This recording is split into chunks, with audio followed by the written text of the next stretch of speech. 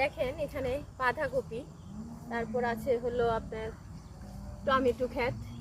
এগুলো কিন্তু এই যে এই লাইনটা পুরোটাই টমেটো, আর এই লাইনটাতে করা হয়েছে বাঁধাকপি, আর এই পাশে আসছে মিষ্টি আলু ক্ষেত।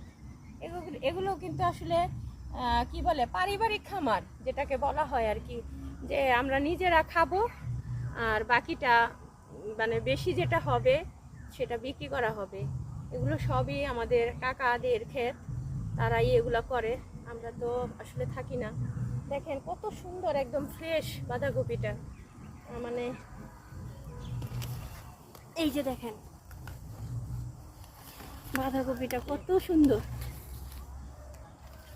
একদম ফ্রেশ একটা বাঁধাকপি।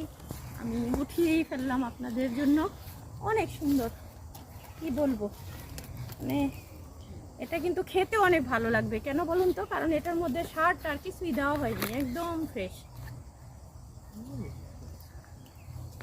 আপনাদের সাথে শেয়ার করতে ভালো লাগছে, জানি না হয়তো আপনারা আমাকে কেমন ভাববেন, কিন্তু চলে আসছি তো গ্রামে, সব কিছুই ভালো লাগতেছে, তাই সব কিছুই মনে হয় যে না আপনাদের সাথে একটু শেয়ার করি।